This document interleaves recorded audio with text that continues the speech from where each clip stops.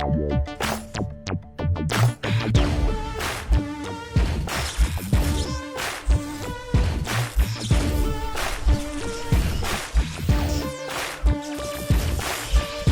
to the podcast. We do recover with Jared Miller, your host. And I'm Dr. Terry Sellers, your co-host. This is a podcast about recovery from addiction. We want to talk about what successful recovery can look like. Brought to you by Steps Recovery Center and the St. George Hilton Garden Inn. Run, go, start the podcast. All right, well, thank you for that, Sean Denovan, our producer. Okay, episode 55, we're rock and rolling. So we got a lot of new faces and a lot of new voices in the studio today. I'm super excited for this. Today we're going to be talking about recovery. We're going to be talking about relationships. And for that content, I've invited some friends on here. So we have Travis Cole and Britney Christensen. How are you guys doing today? Good. Really Pretty good. good. Thank you. Happy to be here. Good. How's this Friday treating you? Awesome. It's really good. So far, so good. We Anyways. slept in this morning. It's nice. I love it. That's I always love it. great. Yeah. That is always nice. And sitting next to me is my beautiful wife, Miss Cache Valley, former Cache Valley. 2016, like forever ago. Mandy Miller is No one joining me to cares co-host anymore. today. Super excited for this couples podcast. Thanks, babe. Yep, thanks for having me. Yeah, this is I'm gonna be a your fun Dr. Terry Sellers today. one. Yeah, just a lot sexier. In a long t-shirt. Yes, my long t-shirt. Just a It's a lot dress. cuter than Doc Sellers. We love Doc Sellers, but he is a busy guy, and he can't always be here every week. He's going to be here next week with Will Alphen, but this is episode 55, and it's your guys' episode, so let's get rock and rolling. So first and foremost, I really appreciate you guys coming on. I love every single guest that comes on because there's a stigma around this thing, right? Like there's absolutely a stigma around the disease of addiction. And this podcast is all about overcoming that stigma and moving into stories about recovery like your guys's. Yep. Kind of where you've come from where you are now. Talking about the stigma, though. To help overcome the stigma, one of our sponsors is Recovery Strong. Recovery Strong is all about fighting addiction and strengthening recovery. And actually right now, if you go to their website, you just go to recoverystrong.com and you click on the products. Right now, they're actually promoting their hoodies and their hats. So all hoodies and all hats are 25% off. At checkout, you just type in the promo code hoodie25. I know it even works for the hats, right? So hoodie25 is going to save you 25% off of any hoodie and any hat. Help us fight this stigma around addiction. Wear your recovery out loud. Again, thank you, Recovery Strong, fighting addiction, strengthening recovery. That's perfect timing now that the weather's cooling off. Yeah, It is right? perfect timing. Yeah. I know. In St. George, though, it's like we start off freezing, I feel like. And then halfway through the day, I got to take my hoodie off. Well, how about you? Right. Well, Yeah. that's Utah. You just got to get used to that here. It's fine. Sweet. So episode 55, part 1 is also brought to us by Steps Recovery Centers, where addiction ends and healing begins. If you or a loved one need help, give them a call. Reach out, 801-800-8142. I'm a little biased because I'm a counselor at Steps Recovery Center, but I just say it. Like, they're the gold standard. I love them. I do. I love them. So That is a bit biased. yeah, it is. Hey, guilty, bro. Guilty is Guilty. charged. Give Steps a call. Reach out if your loved one need help. That's 801-800-8142. All right, well, we got that stuff out of the way. You guys ready to rock? We're to ready. Okay, you're not sleeping on us, are you? Nope. Not sleeping. So what I've kind of thought of, me and Mandy were thinking, like, it would be fun if we got to interview these guys, right? Oh, no. Yeah, Yeah. absolutely. So are you ready to hit them with the first question? No, I'm ready for new and goods. Oh, thank you. She's keeping me on track. Wow. I love it. Yeah. Why don't you kick us off, Mandy? What's new and good in your world? Okay, so it's fall break right now. I'm a teacher, so as much as I love my students, I love having a break from them. That's my new and good. Fair enough. Yes. That's fair. All right, where do you want to go? Who do you want to pass the ball to? Brittany, what's new and good for you? Life's really good right now. I'm the manager for Redhead Supports. I deal with manage autistic and troubled youth with people with disabilities. I'm seeing a lot of progress in my clients lately and like learning so many new things about them. I just took them to Venom too. And like watching their faces like be so excited and just laugh and be in that moment and like no behaviors, just totally in the moment is everything for me. So that was just the other day. My son's 8th birthday is coming up. We're doing his birthday party on Monday. And this So is the cool. first time that I've really gotten to do a birthday party that he's going to remember and be present for and not be like financially stressed or, having to leave or not make it there if I make it at all, So I'm really excited about that. We went to Baskin Robbins today and did his birthday cake, and I just let him go up there and said, hey, it's your cake. Design it however you want. The cake cost me like $60. Oh my God. But it's fine. It's got Fortnite and everything that he wants and spider webs, but it's just I'm able to do those things today. So That's amazing. yeah. Isn't that so cool in recovery? I always just like to say thank you, God, right? Yep. Like, Yep. thank you, God. Absolutely. The things we get to do in recovery, that's so cool. And you Yeah. appreciate him so much more. Absolutely. So man. much more. All right, well, let's get it from you, Travis. What's new and good? What's going on in your Doing world, good. buddy? I recently had taken a job up in Winnemucca, Nevada at a mine, and I'm doing underground construction up there. Winnemucca. Say that 5 times. Winnemucca, Winnemucca, yeah, right. And I'm enjoying it. It's been a good transition for me, and I feel like I get more time here With in me, St. yeah. here in St. George because I get 10 days off each month, so it works good. Yeah. And, so When you're here, you actually get to be and present. so I'm on my downtime right now. that's I'm rad, present, man. and it feels like you get longer, time to adjust. Because like on a weekend, you get off work and it's just like the whole weekend's catching up on energy. Yeah, you know? for sure. For So sure. when you're here and they got 10 days off, it feels more fluid, and it's nice. He comes home to a honey-do list. Yeah. Yeah. I'm like, you got 10 days. Yep. That's awesome. Well, and the good thing is you only get that once a month, whereas other Right. people get honey-do lists like Every every day. weekend. That's awesome. So, but seriously though, are they hiring? Yeah. Sounds fantastic, man. Sign me. You sold it, bro. You sold it. You should be like a rep, Yeah, a recruiting rep for these guys. Like, Yeah, I should be. No, it's been good, and the schedule works for us, and it's been good so far. that's So, awesome. Yeah, Man. That is awesome. grateful to have it. You want to check in with Sean? Yeah, absolutely. Got to hear about his motorcycle. Oh no, I actually have something that actually works with the podcast today. But yes, I did get a new tire for the motorcycle. Thanks for asking. So I'm all ready for spring riding. No, there's a friend of mine that I've had for about 15 years, casual acquaintance. Found out last week that they just hit their 18-month sobriety. Nice. That's That's Had huge. no idea about it. So we had like a little sit down going, so tell me everything. That is cool, man. So it was kind of a surprise, and having knowing you guys kind of come in and out, but having somebody that I've known that long Yeah. say, "Hey, I had an addiction problem." I was like, "Mr. Normie here, no clue at all." That's right. Oh, I love that. I They're love on that. they're on a brighter path now, so it's good. You know what's cool about that is I bet that you made his entire month just by like Listening. being open Yep. to it and not having like a stigma around it and being like just a good friend. Kudos to you, man. That's awesome. Wait, for being a friend of my ignorance, Yeah. or being a friend after I found out. I guess you're really not that great of a friend if you didn't know, right? So I wrote. I'm so okay. all right. Podcast is over. See you next week. Shots fired. That's awesome. Thanks for the new and good, man. Thank you. That is a new and good. Yeah. Awesome. Well, let's get to it, baby. Let's Okay, get to it. Hit 'em. jumping in. So our first question for you guys is, how long have you been together? We are going on almost 6 Almost years. 6 It'll be 6 years. years Super Bowl. Yeah, it's been quite a while. Sounds like a magical Super Bowl 6 years ago. Oh, it was. It was. Yeah, it was. Do you remember who was even playing in it? No. I was high. Fair enough. is Fair fair enough. Fair enough. And Travis wasn't paying attention because he No. met you. Yeah, no. exactly. So regardless of whether he's intoxicated or not, right? That's funny. That leads right into our next question. Yeah. Though, is how did you guys actually meet? Let's get the deets. So, Brad met through Hold Brad. on. Saying names. That's his last. But. We met at a friend's house. Cool. Yeah, and Well, we just, okay. Actually, I'm gonna go here. So I went to a friend's house because I was in active addiction and was trying to get out of a past relationship that was just toxic and not healthy at all. So I went to a friend's house where I knew that this person couldn't show up and find me.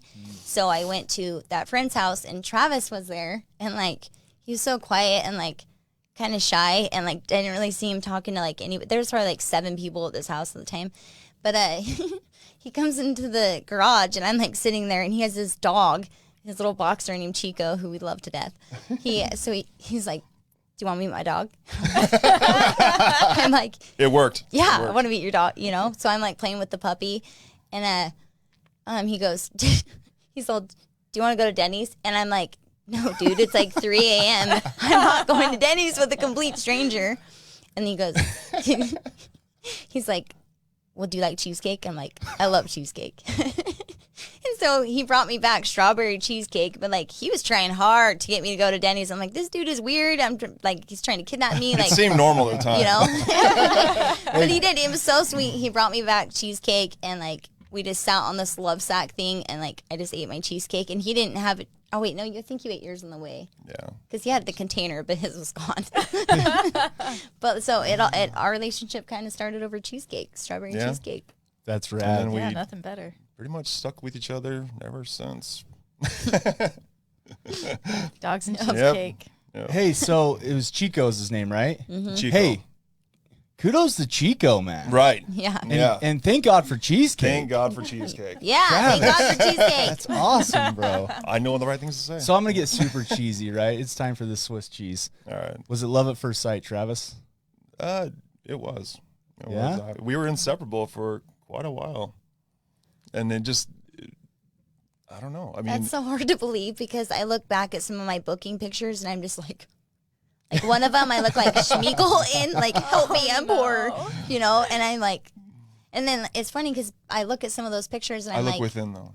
I look within. There you go. He's getting deep. thank goodness, because I'm like, what did you see in me back then? Like, what, you know what I mean? But it had to have been something that I couldn't see for myself because I had no, until I actually met Travis, there was nothing, like, I lost my son, you know, like, everything that had meaning in my life, I didn't have anything to, like, look forward to the next day or, like, smile about, you know, or anything to, like, break up that darkness that I had in my life, you know, until I met Travis, so. So was it love at first sight when you saw Chico? Oh, yes. He was Hey, my man. shoe-in. He was my shoe-in. I love it. I love it. In all seriousness, though, let's roll into this next question I got here for you. So you're both people in recovery, right? Right. So Travis, you also have had an addiction. At what point in your guys' relationship was the addiction pretty obvious? Like, was it you both pretty deep in addiction beforehand, or was it just personally? I recreational was already partying? deep in addiction. Okay. Okay. I had started off with prescription meds years and years ago, like years before we had even met, and so it just progressively over time got worse and worse and worse. And so, like, when we first met, it was like we were at almost rock, well, not quite rock bottom, but we were at our like life lows. Yeah. When we first met. Yeah. And we just kind of it probably wasn't a healthy thing when we first met to be like No. latch on to each other. It was Little- more of a little toxic trauma bonding? Yeah, trauma bonding, exactly. It was more toxic, but you know, somewhere in between all that, you know, we held on to each other and we made it out. So it's crazy how it all kind of transpired, but man, we met at miserable times in both of our lives. Yeah. Yeah, I remember like questioning like why would I meet him right now? You know, when I just Yeah. like I didn't care to like even try to look good. Like I was so used to going in and out of jail. That was a thing. I mean, my clothes were always getting stolen left and right. Like Yeah. I'd be in the same outfit for 3 days. Yeah, everything that sometimes, comes along with you know, addiction. like it just for and sure. I You're I at the never knew point- what he's seen in me. You know what I mean? Like, okay, this guy's got to be a weirdo. You know, but I knew who I was inside. Right. You know what I mean? So I did pursue him, but yeah, definitely. It's funny too because he used to always tell me when we were in active addiction that he's like, babe, if you just hold on, I promise, like I can be the man that you want me to be. You know, and he would tell me that all the time. And everything that we've talked about, we've done today. Like we have That's goals, so we cool. have things that we pursue, and we do it as a team. You know, so I love that. I love that. That's And fantastic. I actually am glad that you point that out, right? That your priorities were, because I think of like the Kevin McCauley documentary, right? Pleasure Unwoven, when he talks about how the brain becomes hijacked, and that's what makes it a disease, right?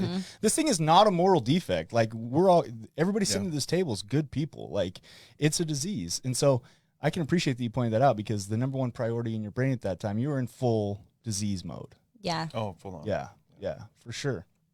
All right, you hit him with Okay. the next. Okay, we can do that. All right, so we kind of touched a little bit on this, but how did your guys' addictions affect your relationship? You kind of talked how it was a little bit toxic. And then we also kind of want to know, did it affect the connection you had with your families? Did it affect how they severely. saw your partner? Kind of, Yeah, what did that what look does like? that look like? It looks bad. It looks really Yeah, bad. it's just, and it's not just good. sad. Like so. Share as much or as little as you're comfortable with. Okay, so what was the first question again? Because that was the one. So I how wanted did to your touch on, too. addictions affect your relationship? I hope you're okay with me talking about this, but here it is. So Trav was an IV user. I wasn't. So we would fight all the time, like daily, and like I wouldn't want to be around people that were IV users because in my head at the time I was better than them because I did the drug a different way, but in reality we're none of us are any different. We're all doing the same drug, just different methods of use, you know. That's splitting But hairs, right? Yeah, Yeah. but at the time, I would just be so overwhelmed with fear because I didn't want him to die and like doing CPR and just, you know, the falling asleep in and out. And so we would fight a lot over that, you know, and me trying to fix. It's okay if he used heroin or meth, but if he did it the way I was doing it. So we would fight all the time, and I would just be constantly stressed out and sad. And so we fought a lot. Yeah. I mean, lot. it was just nonstop chaos. I mean, just you know, being on drugs, it's like an emotional roller coaster. You're just the ups and downs, and then you try to include a relationship in that, and it's almost impossible. I mean, you get chaos, and that's what it was. Yeah, and like there were so many different men and women involved in active addiction that like you had to go to this person to get what you needed to get better. You know what I mean? So it's like, and then that insecurity would come out like, why are you at her house? Why are you with her? And then he would tell me, babe, I'm just with her to get stuff. You know what I mean? to But get in well, my mind, I couldn't like, you know what I mean? Oh, It's just absolutely. was Everything's fear. escalated. Everything was just Yeah. fear driven, Yeah. and just we were just constantly in fear of like losing each other. Yep. Or each other getting arrested because like especially me, I always had warrants all the time. So like sneaking around town, and then like his phone would die or like my phone would die and I wouldn't have a place to charge it. It was just chaos all the time, and always having to like, hey, I'm not doing anything bad or to hurt you.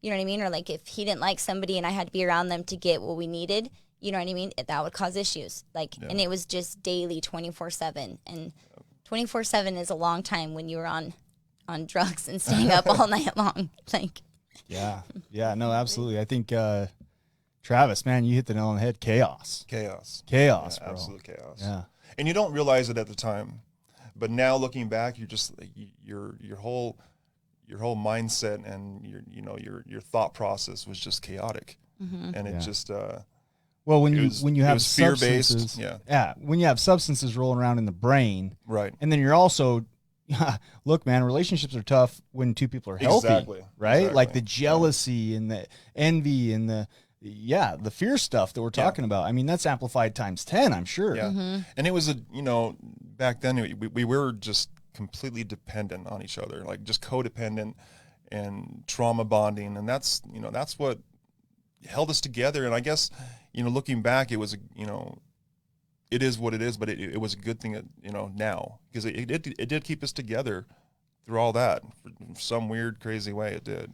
just like thinking about that trauma bonding, what came up for me was, remember all those times that when I would fall asleep, I would be scared to fall asleep because if Trav wasn't there, because a lot of times I'd wake up and he'd be gone. And it wasn't because he wasn't like cheating or doing anything deceptive, but that I just had instant fear when I woke up and he wouldn't be there, even if he's in the other room. It was just like, oh my gosh, where's Travis, and sometimes it was like he'd go to get coffee or get a sausage sandwich or something, you know what I mean? Just innocent little things. But I'm already starting my day off just rough, just stressed out, and like it's just fear-based living. Well, and for good reason too. If you got warrants and you're running a gun and you're hiding Right, out, right. and like you don't know if they're in jail, you don't know if they're in the hospital. And Like there's a whole been nother so level many of times fear. that really that That was was the what reality of happened. it. Like one of us was in jail, or Yeah. it just Yeah. it's exhausting. It's crazy to look back on. It really is. It's crazy. So share as much or as little as you want.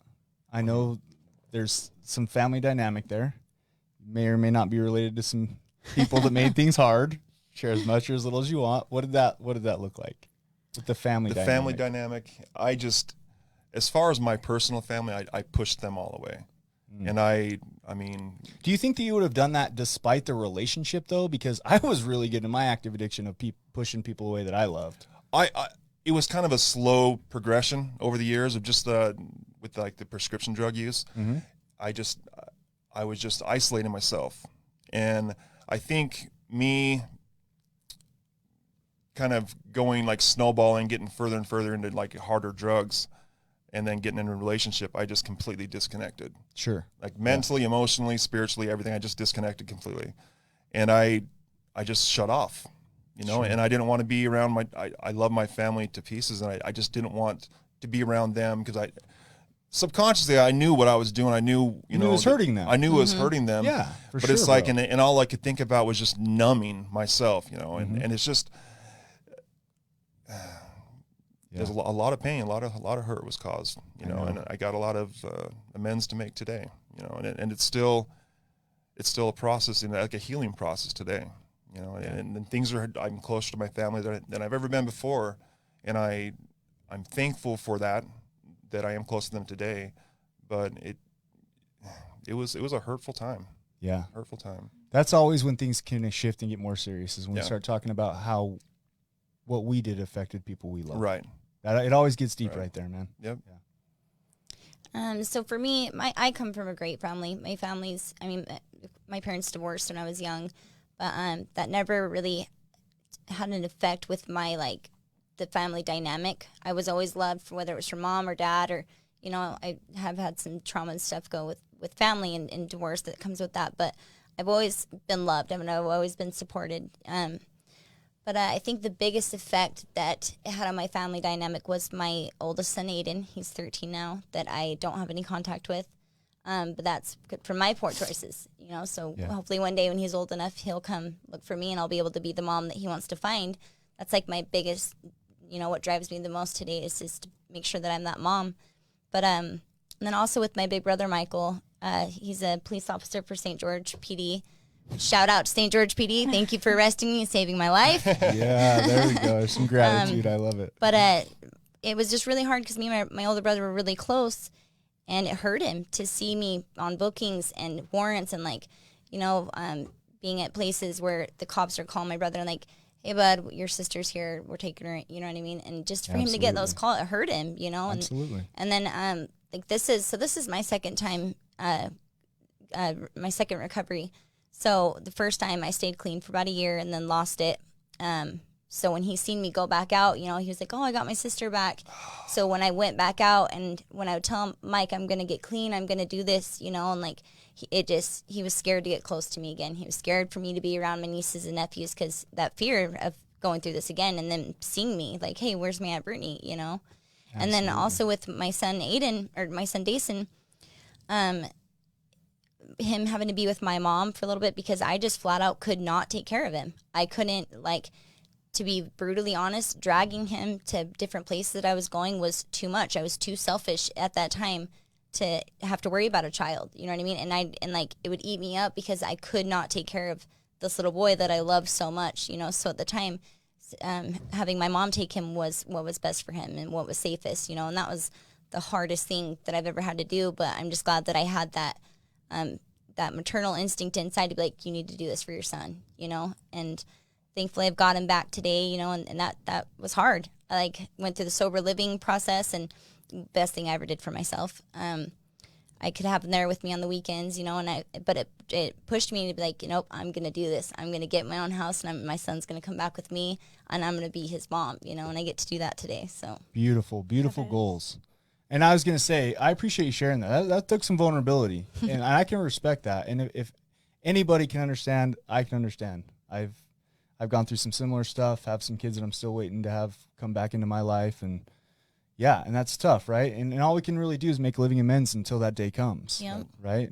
But I'm we just dream going to about make sure that day, that and we I'm pray the about mom that that day, he wants to find. and we Yeah. hope, wish, right? I mean, I understand for sure. So I appreciate you guys. I appreciate you guys sharing that. And what I look forward to now that we've kind of gotten into the heavy stuff and people can relate to your guys' stories is talking about life in recovery today. So we've got some questions for you, focused a little bit more on life and recovery today. We also have some funny questions for you guys. I'm excited for the funny questions. For those. She brought up the ice cream. I know, Oh my gosh, we're freaking out. All right, we're freaking You guys out. are gonna see. It's really fun. So cool. And then we also have a resource, a book that we're going to reveal at the end. So listen to the end of this podcast. It's a book on relationships. It's a great one. It's one that our pastor gave us when we got married. So all that fantastic stuff is coming up in part 2. All And right. more. That's right. We'll be back. We'll be back right after this little 30-second commercial break.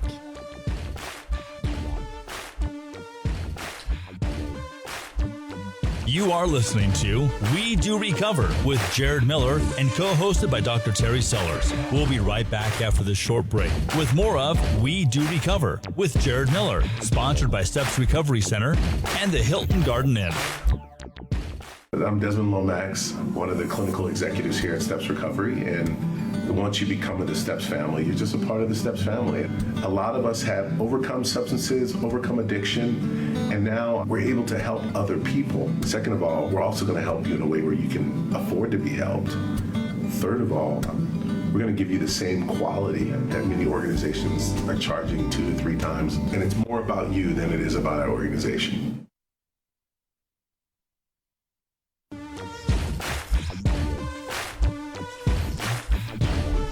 We welcome you back to We Do Recover with Jared Miller, co-hosted by Dr. Terry Sellers. Brought to you by Steps Recovery Center and the St. George Hilton Garden Inn. And now with part 2 of our podcast, Jared Miller and Dr. Terry Sellers. Welcome back. We are in part 2 of episode 55 with Britney and Travis. We just finished talking about their life and active addiction. We're going to move into their recovery and all of that fun stuff. But first, we're going to mention our other sponsor, the Hilton Garden Inn in St. George, Utah. Whoop, whoop. It's always sunny and bright in the Hilton Garden Inn. Did I say that right? Yeah, you Okay, nailed great. it. Perfect. You're so Okay, cute if right you- now. Y'all nailed it. If you are traveling in St. George, give them a Google search. They're pretty awesome. They've got great amenities. They're super clean. We love them. They're awesome. They really are. Absolutely. Shout out to those guys. Yes. All right. Can I kick it off with a question? Please do. All right, so let's talk a little bit about it would help if I could speak today. We're wanted to talk about recovery. Okay. So I'm gonna hit you guys with a question. Did you guys decide to get into recovery at the same time? What did that look like for you? Was there one that kind of led the other? Was it kind of like a get on my I level, think- bro? Remember that when we were we're driving the car on that frontage road, and we were just both so sick and just withdrawing Miserable. and just hopeless, like just really like exhausted. And we were driving, and Trav's like, "Babe, let's just get clean," and like both of us have went to our parents and tried to detox on our own, and like I'd let him go and he let me go to and not even call each other, just trying to get clean and withdrawal and just see if we could do it. Never happened. We'd make it like a week and 3 days, and be so sick that you'd just go back to using. But so shortly after we were talking in the car about getting clean on the way to go pick up, we both ended up getting arrested. You got arrested a month before me, didn't you? Yeah. And then I ended up getting arrested, and I had told my probation officer that I was on an APP at the time. Shout out to Ronnie Ritchie. Thank you so much for saving my life as well. So I was on APP at the time, and I just broke down to Ronnie and was like, "Ronnie, help me. Like, how do I do this?" And I told him, I was like, "I don't give up on me. I want this. I just don't know what to do." And I'm crying. I'm like in an attic that I was just pulled out of, all dirty, just looked rough, and it's just like, if you didn't feel sorry for me, you're a terrible person. I was like, "Help me." So, I ended up pleading into drug court. Travis pled into drug court. I started a month before him, and at the time, me and Trav we've always been together, but we weren't like physically like we are now, you know? So I kind of went into recovery like, I'm going to do this and I have to do it for my kids. And he was in the same mindset. And so we didn't know if we were going to make it out together. We didn't know what it was going to look like. We didn't know if we'd like each other when we got clean. Right. We honestly didn't know what was going to happen. We knew that we wanted it, and we wanted to see if we had what we had in active addiction, sober and clean. So we, just kind of focused on ourselves, and we did drug court. And drug court was the best thing that I've seriously ever done for my life. I got to give a shout out to Deputy Kyle, Sergeant Bowen. Scary, but we love you. Yeah, it was. Thank you for the accountability. Yeah. Yes, we need it. It was the best thing that we talk about all the time. Like, we miss drug court because, you know, and it is a lot. Like, going into court every Wednesday, going to UAs, doing, you know, whenever they call, you answer, you know. But having that accountability and just the support through everything. Like, I've walked through some heavy stuff with drug court by my side that I'm like, I can't tell them this, they're going to take me to jail. You know what I mean? But I built that relationship with just by showing up each and every day, that they're like, as long as you show up, you know what I mean? We can work it out. But it's when you run and you just don't be accountable or say what it is that you need help with, you know? So drug court saved my life. I think we were just both at that point in our lives where we're ready for something different. Something had to change, or, you know. Even if it meant losing each other, we were both there. And going to jail was the best thing that could have possibly happened to me. I enjoyed every single minute of it because I was done, and I wanted to do something different. And I could have probably gotten out on, you know, been on probation or, you know, whatever, but I chose drug court because I genuinely wanted to get clean. I wanted something different. And I look back and I love the accountability. I love, you know, having that structure again. Yeah, man. It was so fundamental in our recovery, having that structure and having that support group.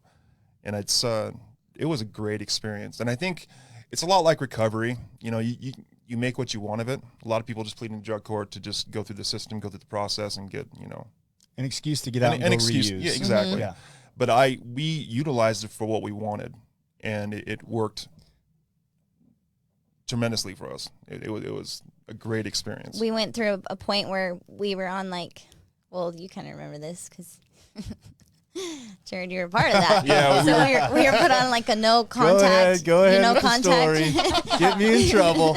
We were put on a no contact thing, and you know, so in this, well, first thing when you were in rehab, we did that, and then so we were actually doing it. Travis was in residential, and like, so that was hard enough. Like, oh my gosh, my man's in residential. Like, could this be happening? You know what I mean? Like, is this? But then that selfish part came out. That's like, no, I need to let him do him and me do me. You know, because I'm hurting too. That has nothing to do with Travis, and Travis can't fix. You know, and vice versa. So we were. We were at a meeting one night, and this is actually how I met Jared, by the way. So we were at a meeting, and I hadn't seen Trav out of residential since the last time I'd seen him was we were in the court holding room, both in handcuffs, all in stripes, shackled up, you know, and waiting to go for our turn to plead in a drug court. And I'm sitting there, he's like, what are you here for? I'm like, I'm pleading in a drug court. And he's like, I'm pleading in a drug court too. And just like that warmth came over, you know. Yeah. But so I finally seen Travis in a meeting when he was in Lionsgate Residential, and I came with one of my childhood best friends because I was, I didn't really have anybody. I didn't have my support system yet to go with, you know, and I don't want to go by myself. Yeah. So my buddy came with me, and he's like this little, just this little dude. And Travis knows him, but he doesn't know him clean. You know what I mean? Like, remembers what he looks like. I remember the night very well. Yeah, I know you do. So Travis is like freaking out. He like walks out of the meeting, and I walk out there. I'm like, what's wrong with you? Get in the meeting. You know, you need to be in there. And do you want to talk about it? Not really, but yeah, pick it up from there, Trav. Okay. No, it's just, you know, you're still, we were talking about it today, how just the clarity keeps coming back. I mean, it is still coming back today. Like a year ago, you know, you're still kind of in this fog, and you're still, you know, certain behaviors come to the surface, you know.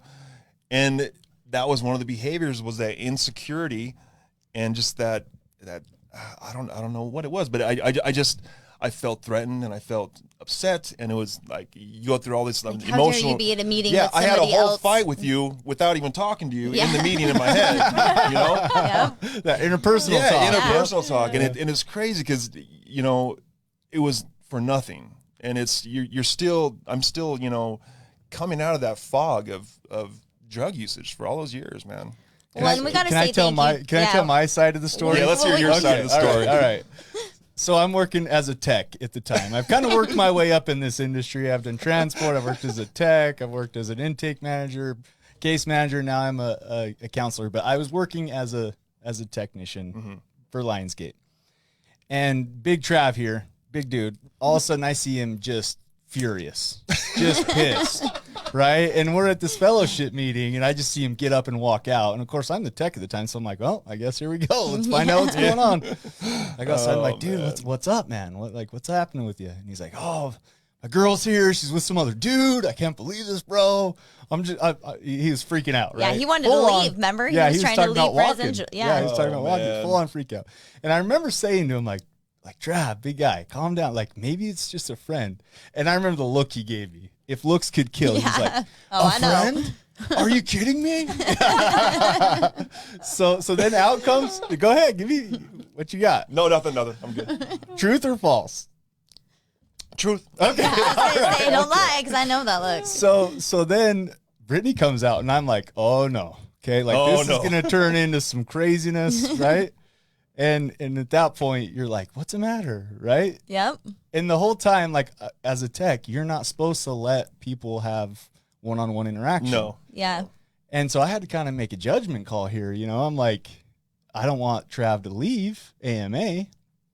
And so I let you guys talk. And I can remember, like, the minute she told you that he's a friend of mine, like, chill, Dude, deflated, bro. Deflated. Like a balloon. Just and that's all how those fast. fears. That's how fast. I mean, all it goes those- up and then Yep. crazy. All those fears were gone. And Well, we got to say thank you, too, because Trav at that time was so impulsive with his thinking that he'll just, boom, just, you know what I mean? And I'm more of like if we ever do have little tips, we give each other that space and like to process stuff today. You know, we respect each other.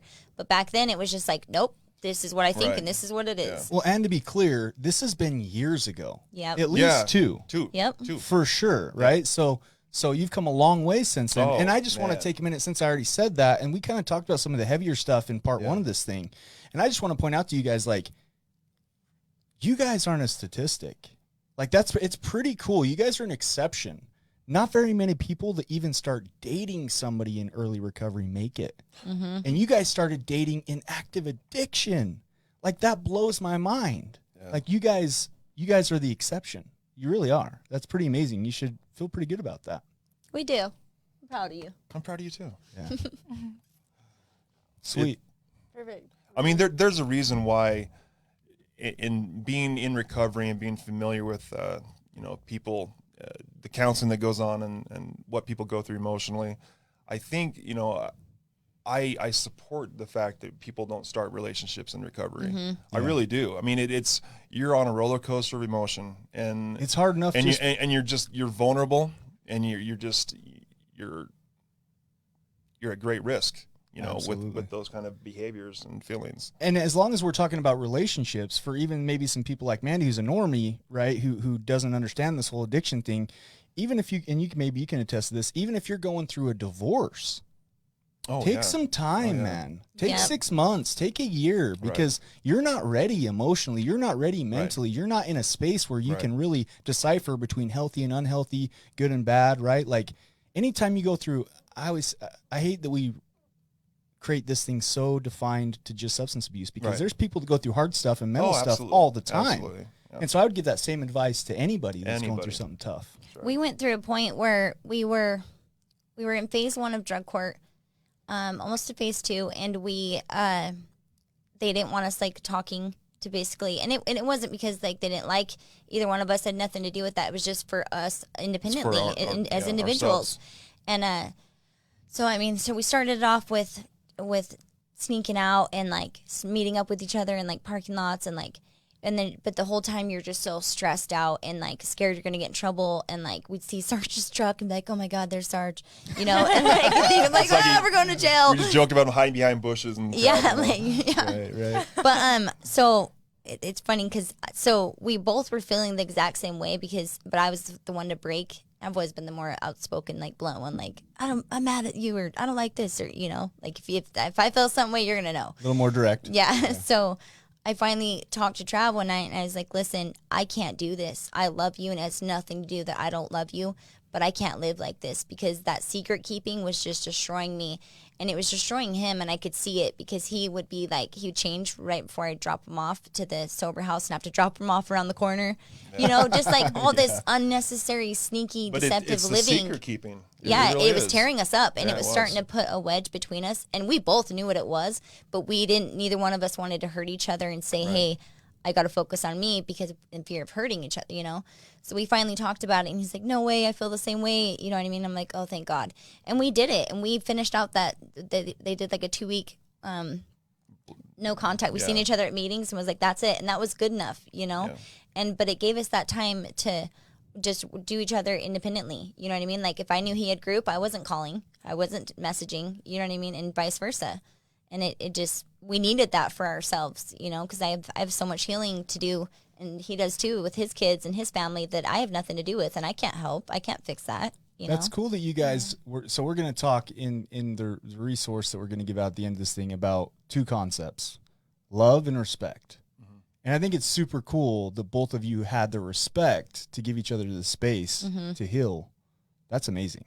You won't make it without it not coming out of addiction. It's very simply put, you will not make it if you do not respect each other's own program, regardless of what that looks like. It won't happen. You won't make it. Andy, why don't you hit him with the question you're wanting to get to? Oh, I kind of wanted to jump to the fun question. Should I jump to this Yeah, hit him one? with this one. We want Okay, this okay. one for sure. That's a good one. Okay, perfect. So, She's smart. how has your guys' past together strengthened each other's lives in recovery today? We joke and like, don't bring up any. Just don't talk. He got the look, everybody. Yeah, if don't you're do it. listening to this on a But podcast, he got the look. we look at each other and like just laugh about some of the just. I'm not even gonna. I don't like this question, Mandy. Okay, that's But we reflect back on some of the things that we did and went through, and just like, oh my God, we did that. You know what I mean? Yeah. But I would never dare talk about it with anybody else but him, but because he was there, he knows. And like some of the things, like he showed me videos of things that I've like just been doing or look like in the past, and I'm just like, please delete that. Get rid of it. Yeah, can't. you know what I mean. I But like, won't. but we also we the things that we went through, we'll compare it to today, like just like, oh my gosh, we have Wi-Fi in our own freaking names. You know what I mean? Like Right. we only us know the password, and we don't have to give it out if we don't. You know what I mean? Yeah. Like we're not using other people's Wi-Fi, and we laugh about that. You know, like the utility bill, the car payments, everything is in our names. You know, and we look back and laugh at that. We're not borrowing people's cars. If we have to borrow our parents' car for what ours is at the shop or whatever, we look back and like and reflect back on like how we're able to. We used to go from like returning people's cars with no gas in it, you know, and like hours late, you know, and today we're filling up the tank, getting the car washed, you know, like Your lives are manageable. yeah, Yeah. like you know, so we do that a lot with each other, and like that would be sometimes, well, a lot of times Travis would just flat out be like, you're freaking being unmanageable right now, and I'll be like, I know, you know, and Using therapy it's the words perfect against word. you. yeah, It is the oh perfect yeah. word. Perfect word. So he'll be like, go take a bath and process, and I'm like, okay, And it works. yeah, it Perfect. works. Like I personally, I can't secrets and not even like the whole concept of keeping secrets, but like just the burden that puts on you, like emotionally and physically and mentally. It's just, I can't do that today. And so I live a completely different life than I used to live, you know, back then, where there's no gray area. It's just black or white. And that's how I choose to live today. And that's what works for me.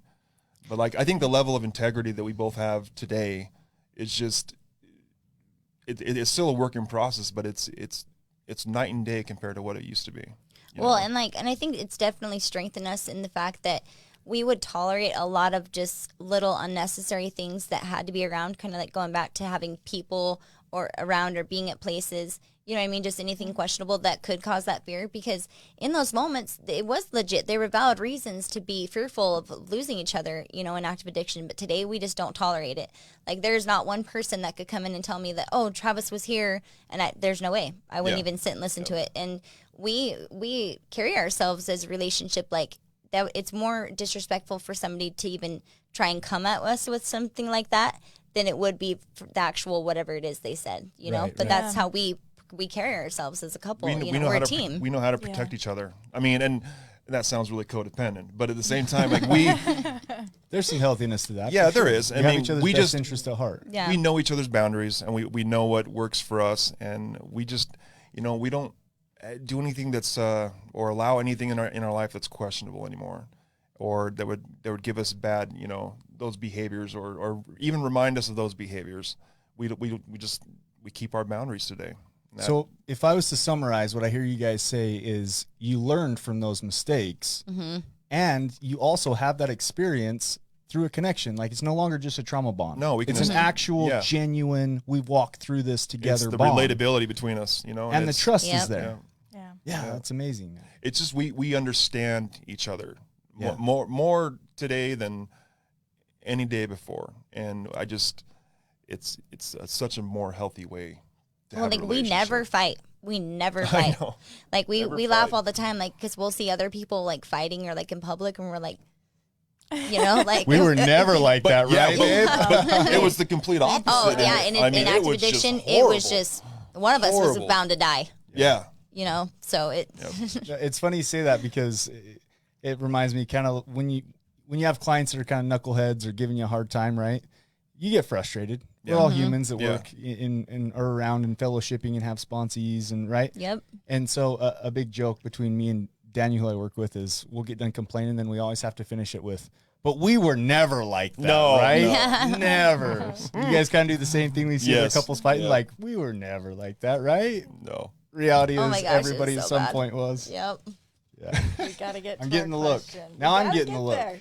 Okay. These are too good. You can't miss them. Okay. Do you want me to go first? Or Yes, you I going do. First? All All right. And I think start with this one Which one? because she brought this up. Okay. All right. He laughs before he asks. Thanks, Jared. So you were you mentioned Baskin Robbins. So we're gonna quiz Travis on how well he knows you. Oh, Okay. We're gonna put this man to the test. All right. So Travis, if you're at Baskin Robbins, who has 31 flavors, bro, which flavor is Brittany's favorite? The phones aren't working. You've got to order for her. She's expecting ice You don't cream. get a lifeline. You don't get to phone a friend. Give me an answer. My God. You're coming home with ice cream. What Coming home flavor with is it ice going to cream. be? She doesn't eat a lot of ice cream. She doesn't like ice cream.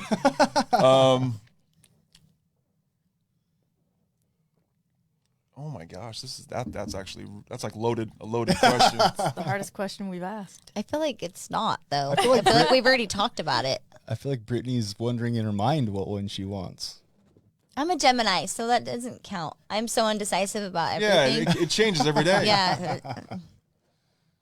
Okay, well, guess because I'm going to tell you if you're right or wrong. Chocolate. Yeah.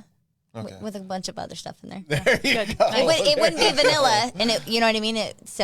Yep. Yeah, I love it. With cheesecake, it's just plain cheesecake. I know that for Yep. a fact because she loves cheesecake. But she Nice. doesn't eat a lot of ice cream. But what's my favorite ice cream? We just talked about this the other day. Well, it should be easy then. Pressure's on you now, Brittany. It's not Rocky Road, but it's like that Moon No. Tracks or something like that. That's pretty close. Like the caramel. Well, what's it called though? I don't know. It's like salted caramel. Yeah, salted Yeah. nut caramel or That's the something like best. that. Love That's it. so good. I love it. All right, you ready for Brittany's? Yes. Okay. So, Brittany, if Travis was a candy bar, what candy bar would he be and why? A big hunk.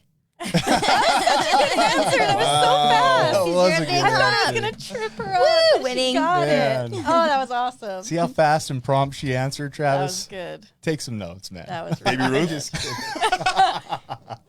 Baby Ruth. Awesome. But why? Okay. Sweet and nutty. Should we go? Hey! yes. Oh. that just happened. Yeah. That's awesome. I love you, Travis. You're hilarious, man. All right, Travis. So, what would you say is Brittany's most embarrassing moment? I have a lot of those. Oh, there's a lot. Our most embarrassing moment. That she would feel comfortable with you sharing on a podcast. Well, Don't involve Oh, my dad in this. no. This is a good one, and I use it daily almost to just remind her. Of Chicago. She already Is that what you're knows. talking about? I hate you. All right, we got to get the backstory. Was it Boston? Yeah, okay. We were talking about Boston. She's like, Boston, isn't that in Chicago? Well, Boston's in Chicago, right? I don't know why, but I like. She thought Chicago was a state. Oh, nice. And she was thinking that Boston was a city in Chicago. In that state. That's awesome. And so whenever she says something like, just, kind of questionable now, I'm like, Boston. Yeah. Boston. I love it. I love it. So funny. She had a moment. That happened one time. And it will live with you the rest of your Yes, life. I know. That was funny, though. Okay, so Brittany, what's the most annoying thing that Travis does? They're gonna hate us when this podcast is over, What the hell are you babe. trying to do here? When we're sleeping, he knows that I absolutely have to have my foot or my whole leg over his leg, and he'll be like, "Get your stupid leg out of here," and and like he'll like kick it off. But the way it's not mean when he says it. Like he'll laugh and he'll be like.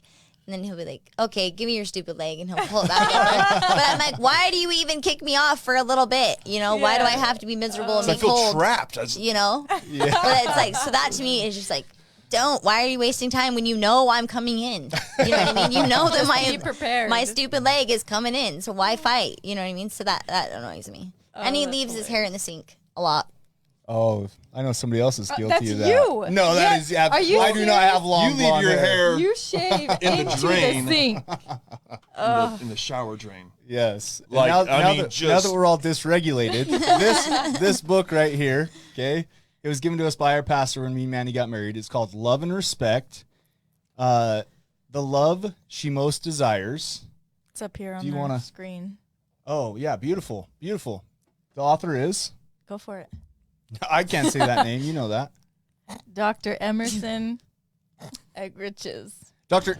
Emerson Egriches. Yeah. Did I nail it? I think that's it. Awesome. So check it out. It really is a good book. All men really want is respect, and all what women really want is to be reassured that they're loved. Thank you guys so much for coming on here and Thank you talking for to us having about us. Thank you for having relationships. us. Thank you for joining us You guys are today awesome. on We Do Recover with Jared Miller. Help us spread our message of hope.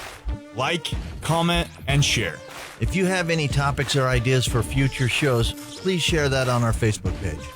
That Facebook page is We Do Recover with Jared Miller. If you or a loved one needs help, please reach out to us. Again, thank you for listening. Brought to you by Steps Recovery Center and the St. George Hilton Garden Inn.